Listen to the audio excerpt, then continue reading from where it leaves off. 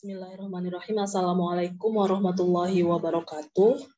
Pada pertemuan pertama dalam mata kuliah kalkulus semester genap 2021-2022, kita akan bahas sedikit tentang pengantar kalkulus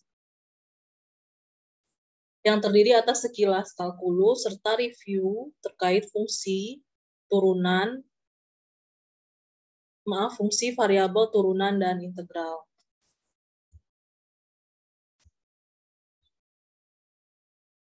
Kalkulus artinya dalam bahasa Latin adalah batu kecil untuk menghitung. Kalkulus merupakan cabang ilmu matematika yang mencakup limit, turunan, integral, dan deret tak terhingga.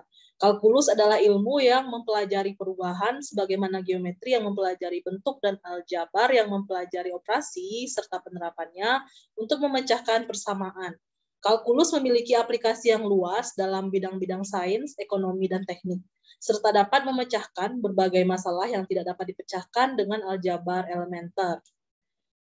Kalkulus memiliki dua cabang utama, yakni kalkulus diferensial dan kalkulus integral, yang saling berhubungan melalui teorema dasar kalkulus yang telah kita bahas di mata kuliah matematika pada semester lalu. Contoh cabang kalkulus yang lain adalah kalkulus proporsional, kalkulus variasi, kalkulus lambda, dan kalkulus proses. Pelajaran kalkulus merupakan pintu gerbang menuju pelajaran matematika lainnya yang lebih tinggi, yang khusus mempelajari fungsi dan limit, yang secara umum dinamakan analisis matematika. Baik, kita akan review tentang definisi dasar fungsi, variabel, turunan, beberapa aturan pada operasi turunan, serta ada latihan soal, kemudian integral, beberapa sifat pada operasi integral, beberapa sifat trigonometri yang perlu diperhatikan, serta latihan soal. Baik, fungsi secara mudah dapat dipandang sebagai aturan yang menghubungkan input dan output. Input yang diberikan akan dilewatkan ke sebuah blok fungsi dan menghasilkan output sesuai dengan karakteristik blok fungsi. Hal ini dapat diilustrasikan dengan dapat dilihat pada gambar 1, hubungan antara input, output, dan blok fungsi. Ada input, ada aturannya sehingga diperolehlah suatu output. Sebuah fungsi pengali input 2 kali akan menghasilkan nilai output 2 kali dari nilai input. Fungsi tersebut apabila dituliskan secara matematis adalah sebagai berikut: f x 2x, atau ditulis secara lebih populernya fx sama dengan 2x, dan digambarkan sebagai berikut: input, fungsi input kalikan 2 menjadi output, atau bahasa matematisnya x, f, ketika x dimasukkan ke f, fx-nya adalah 2x. Terlihat pada gambar 2, sebuah fungsi dengan blok fungsi input kalikan 2. Input suatu fungsi disebut sebagai argumen. Pada fungsi fx sama dengan 2x, yang menjadi argumen adalah x. Jika x diganti dengan nilai 3, maka f3 sama dengan 2 kali 3 sama dengan 6, dengan nilai argumen adalah 3. Sebuah fungsi dapat digambarkan secara grafik dengan memakai koordinat kartesius. Fungsi fx sama dengan 2x dapat digambarkan dengan menguji nilai fx untuk beberapa nilai x sebagai berikut: x sama dengan 2, fx sama dengan 4, x sama dengan 1, fx sama dengan 2, x sama dengan 0, fx sama dengan 0, x sama dengan min 1, fx sama dengan min 2, x sama dengan min 2, fx sama dengan min 4, dan seterusnya, sehingga gambar 3 merupakan koordinat kartesius dari fungsi fx sama dengan 2x yang telah kita hitung bersama. Dapat diperhatikan gambarnya. Oke, lanjut. Kemudian variabel. Pada fungsi y sama dengan fx sama dengan 2x, x dan y dapat memiliki kemungkinan sejumlah nilai tertentu, sehingga x dan y dinamakan sebagai variabel. X adalah variabel independen atau variabel bebas, dan y adalah variabel dependen atau variabel tak bebas. Dan mengingat nilai y ditentukan oleh nilai variabel x, maka contoh 1-1, y sama dengan x pangkat 4 plus 5x kuadrat. Y ini merupakan variabel dependen, sedangkan variabel independennya adalah x, di mana y ini dipengaruhi nilainya oleh si x. Kemudian B, dq per dt plus 6q sama dengan 3t kuadrat, variabel dependennya adalah q, sedangkan variabel independennya adalah t. Kemudian d kuadrat d2y per dt2 min 9x sama dengan e pangkat t, variabel dependennya y, variabel independennya x dan t. Pada contoh B dan C terlihat bahwa pada persamaan diferensial, variabel dependennya adalah variabel dalam bentuk turunannya. Berikut ini pada tabel 1.1 merupakan beberapa fungsi yang sering digunakan beserta turunannya. Misalkan fungsi yx konstanta, maka turunannya y aksen sama dengan 0, karena konstanta itu ketika diturunkan jadi 0, fungsi yx. Kemudian fungsi x pangkat n, maka turunannya n dikali x pangkat n min 1. Kemudian fungsi e pangkat x, maka turunannya e pangkat x. Fungsi e pangkat min x, turunannya min e pangkat min x. Kemudian e pangkat ax, maka turunannya a dikali e pangkat ax, dan seterusnya bisa dibaca sendiri. Nanti materinya juga akan di-share di LMS. Dan bisa juga kita lihat ketentuan untuk cos, tangen, sinus, kosek, dan sekant. Kemudian inverse dari trigonometri. Bisa diingat kembali, ini adalah sifatnya review, makanya dikatakan sebagai materi pengantar, agar lebih mudah untuk memahami materi pada pertemuan-pertemuan berikutnya. Kemudian beberapa aturan pada operasi turunan. Jika U dan V adalah sebuah fungsi dan C adalah konstanta, maka U plus V aksen sama dengan U aksen plus V aksen. U dikali V aksen sama dengan U aksen V plus UV aksen. Kemudian C dikali U aksen sama dengan CU aksen.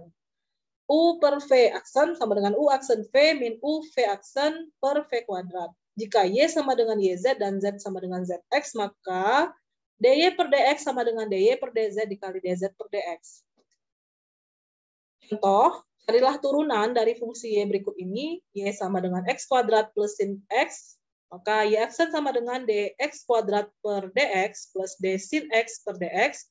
Y aksen sama dengan 2X plus cos X.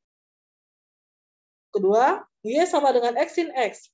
Kita misalkan U adalah X dan V adalah sin X, maka U aksen sama dengan 1 dan V aksen sama dengan cos X, maka Y menjadi Y sama dengan U kali V. Y aksen sama dengan UV aksen, Y aksen sama dengan U aksen V plus UV aksen, Y sama dengan sin X plus X cos X. 3, Y sama dengan 10 cos X, maka Y aksennya adalah 10 sin X. Kemudian Y sama dengan T kuadrat per 2T plus 1. Misalkan U sama dengan T kuadrat dan V sama dengan 2T plus 1, maka U aksen sama dengan 2T dan V aksen sama dengan 2. Sehingga Y sama dengan U per V, maka Y aksennya adalah dengan menggunakan aturan Y sama dengan U per V, maka Y aksen sama dengan U per V aksen sama dengan U aksen V min U V aksen per V kuadrat, maka Y aksen dari soal adalah dari contoh soal adalah 2T dikali 2T plus 1 min T kuadrat dikali 2 per 2T plus 1 dikuadratkan. Y aksen sama dengan 4T kuadrat plus 2T min 2T kuadrat per 2T plus 1 dikuadratkan. 2T kuadrat plus 2T per 2T plus 1 dikuadratkan sama dengan 2T dikali T plus 1 per 2T plus 1 dikuadratkan. Silahkan dikerjakan latihan soal ini. Jika ada kendala, maka boleh ditanyakan via WA. Kemudian integral. Proses mengintegralkan suatu fungsi merupakan kebalikan dari turunan.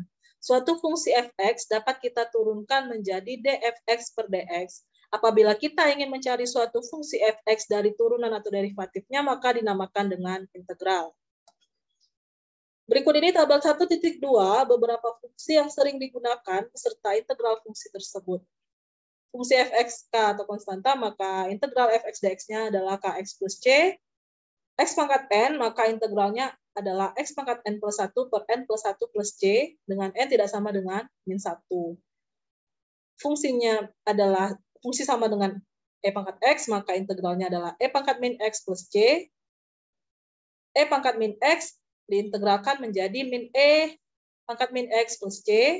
E pangkat AX diintegralkan hasilnya adalah E pangkat AX plus per A plus C. X pangkat min 1, maka integralnya adalah ln mutlak X plus C. Dan seterusnya. Bisa dibaca sendiri. Dan ini lanjutannya. Sehingga tangen X, integralnya adalah ln mutlak sekant X plus C. Contoh, tentukan fungsi Y jika Y aksennya adalah 6X, Y aksen sama dengan 4X pangkat 3, dan Y aksen sama dengan cos X plus X. Maka jawabannya, nomor 1, Y sama dengan integral 6X dx, Y sama dengan 3X kuadrat plus C, dengan C adalah suatu konstanta sebarang, dan perlu diingat bahwa turunan dari suatu konstanta adalah 0. Kemudian Y sama dengan integral 4X pangkat 3 dx, maka Y adalah 4/3 plus 1 dikali X pangkat 3 plus 1, Y sama dengan X pangkat 4 plus C.